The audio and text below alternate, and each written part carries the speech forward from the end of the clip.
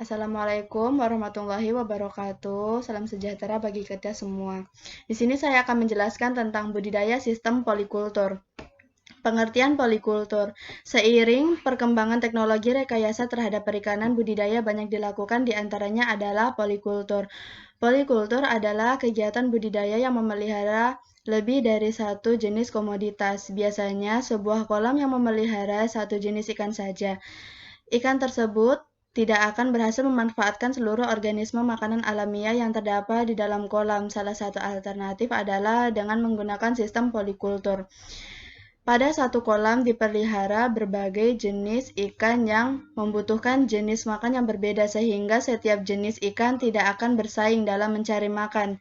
Sistem ini ternyata mampu meningkatkan produksi ikan menjadi lebih tinggi daripada produksi ikan dari kolam dengan satu jenis ikan saja, atau sistem monokultur. Selanjutnya, kendala dalam sistem polikultur. Salah satu masalah yang dihadapi sistem polikultur adalah menentukan kombinasi jenis ikan yang paling efektif dalam mendapatkan makanan alamiah yang tersedia di kolam. Selain dapat memanfaatkan makanan yang berbentuk alamiah di kolam secara efektif, tentu saja kombinasi jenis ikan tersebut harus dapat hidup bersama tanpa menimbulkan persaingan. Selanjutnya, keuntungan yang pertama, makanan alamiah seperti fitoplankton dan zooplankton yang tersedia di kolam dapat dimanfaatkan oleh ikan secara efektif, sehingga tidak ada lagi makanan yang terbuang sia-sia. Yang kedua, penggunaan lahan menjadi efisien karena dengan luas lahan yang sama dapat dipelihara jenis ikan yang lebih banyak. Yang ketiga, secara keseluruhan, produksi kolam akan meningkat karena jumlah ikan yang dipelihara dalam satu kolam lebih banyak. Yang keempat, produksi tiap jenis ikan akan lebih tinggi bila dibandingkan dengan hasil pemeliharaan monokultur. Yang kelima, kepadatan pada sistem polikultur sama atau lebih rendah bila dibanding dengan monokultur. Kombinasi polikultur. Yang pertama, polikultur, kombinasi ikan yang berbeda dalam kebiasaan makan. Kombinasi ini dimaksudkan untuk memanfaatkan makanan yang sifatnya alamiah di dalam kolam secara efektif dan efisien. Dalam kombinasi ikan yang mempunyai daerah pencarian makan di permukaan, pertengahan, dan dasar kolam agar tidak terjadi persaingan untuk mendapat makan dan ruang gerak. Selanjutnya yang kedua, polikultur, kombinasi ikan yang berbeda ukuran. Kombinasi ini dilakukan karena setiap jenis ikan makannya berbeda, meskipun ikan tersebut berasal dari jenis yang sama. Contohnya ikan mas dengan nama latin Cyprius carpio. Ikan mas kecil hidup di permukaan dan makan plankton, sedangkan ikan mas dewasa hidup di dasar perairan dan makan dengan mengaduk-aduk dasar kolam. Selanjutnya, pembuatan kolam polikultur. Pembuatan pematang dan galengan. Pematang harus kuat untuk menahan volume air dan mampu menahan luapan air karena banjir atau hujan lebat. Cara pembuatannya, yang pertama, sisi pematang dibuat miring dengan perbandingan 1:1 atau 1:1,5, artinya perbandingan antara sisi tegak dengan sisi datarnya adalah 1:1 atau 1:1,5. Yang kedua, tinggi pematang disesuaikan dengan lurus kolam. Pematang harus lebih tinggi dari permukaan air kolam. Kolam dengan luas 2000 meter kuadrat mempunyai tinggi pematang cukup 30 cm.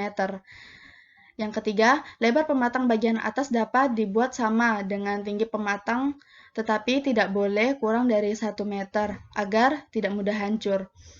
Yang keempat, sebaiknya pematang ditanami pohon atau sayuran untuk menghindari erosi. Tanaman juga digunakan sebagai penanda saat siang. Umumnya, tanaman yang ditanam adalah lamtorogung, turi, ketela pohon, dan lain-lain. Selanjutnya, pembuatan kamalir atau parit.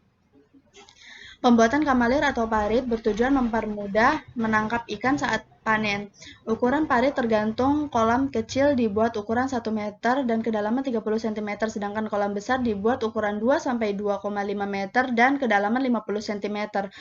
Kamalir harus miring ke pintu pengeluaran air agar mudah menggiring ikan.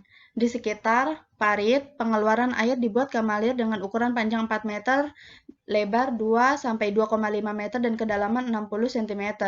Selanjutnya, pembuatan pintu air. Pintu air sangat penting untuk menjaga sirkulasi air sehingga kualitas air terpelihara. Cara pembuatannya, yang pertama, pintu air pemasukan dan pengeluaran air dibuat dari bambu atau pipa peralon. Diameter bambu atau pipa peralon disesuaikan dengan debit air. Debit air yang diinginkan diperoleh dengan beberapa sebuah bambu atau pipa peralon sebagai pintu masuk dan keluar air. Yang kedua, pintu pengeluaran dibagi menjadi dua, yaitu pertama terletak sejajar dengan dasar kamalir yang berfungsi mengeringkan kolam saat panen. Yang kedua, pintu yang terletak di sebelah atas dari bagian pertama yang berfungsi mengalirkan kelebihan air dari pintu pemasukan atau air hujan. Yang ketiga, pintu pemasukan cukup satu dan terletak lebih tinggi dari pintu pengeluaran. Perbedaan ini untuk mencegah air kolam tidak mengalir kembali keluar. Selanjutnya, cara pemeliharaan kolam. A. Persiapan kolam. Yang pertama, pengeringan kolam selama 3-7 hari sampai dasar kolam terlihat kering agar parasit-parasit mati. Yang kedua, perbaikan pematang kolam pada tempat yang bocor dengan menyumbatnya dengan segumpal tanah. Jika bocor besar, maka dibongkar kemudian diperbaiki. Yang ketiga, perbaikan kamalir di sekeliling kolam dengan cara memperdalam dan membersihkan tanaman yang mungkin tumbuh di sepanjang kamalir. Tanaman ini sering dimanfaatkan predator untuk menyerang ikan. Yang keempat, pembersihan pintu pemasukan dan pengeluaran air agar aliran air lancar. Saringan ini diperbaiki atau diganti dengan yang baru agar tidak ada ikan yang lepas. Selanjutnya, pemupukan kolam. Setelah kolam terisi air, maka dilakukan pemupukan yang dimaksudkan untuk menumbuhkan fitoplankton, tumbuhan air, dan organisme yang digunakan sebagai makan ikan. Jenis pupuk dalam pemupukan ini adalah pupuk kandang, hijau, dan buatan. Pertama, pupuk kandang. Pupuk kandang ini adalah pupuk yang berasal dari kotoran hewan, misalnya sapi, kerbau, kuda, kambing, atau unggas, dengan dosis yang berbeda. Untuk sapi 6-7,5, kuda 6-7,5, kambing 2,5-5, unggas 2,5-5. Pemupukan pada umumnya dengan cara menebar pupuk secara rata sesuai dosis dalam air 20 cm dan biarkan 1 minggu agar fitoplankton dan tumbuhan air tumbuh. Setelah seminggu, air dapat ditingkatkan dan benih dapat ditebarkan. Selanjutnya, pupuk hijau. Tanaman yang umum digunakan untuk pupuk hijau adalah daun yang rantingnya kipahit, daun dan ranting petai Cina, daun dadap Solo, daun dadap laut, daun dan ranting orok-orok, daun waru, daun jarok, daun talas, dan daun harendong. Pupuk hijau harus diletakkan pada saluran pemasukan air untuk mendapatkan hasil yang diharapkan. Proses pembusukan yang terjadi akan menciptakan media hidup bagi serangga air, cacing, dan organisme makanan ikan. Selanjutnya, pupuk buatan. Pupuk buatan misalnya urea dan TSP diberikan pada kolam yang telah diairi. Pupuk tidak boleh diberikan sekaligus dalam jumlah banyak karena berbahaya bagi ikan. Pemberian pupuk ini dimaksudkan untuk meningkatkan tersedianya fitoplankton di kolam. Cara pemberian pupuk misalnya dosis diberikan per tahun adalah 100 kg per hektar, sedangkan luas kolam hanya 100 meter kuadrat, maka dosis pupuk yang dibutuhkan adalah 100 meter kuadrat per 1000 meter kuadrat dikali 100 kg sama dengan 1 kg per tahun. Penebaran benih ikan. Penebaran benih dilakukan setelah efek racun dalam kolam yang ditimbulkan oleh pupuk telah dinetralisir dan makanan telah memadai, kurang lebih 2 minggu setelah pemberian pupuknya ditandai dengan kolam yang berwarna hijau.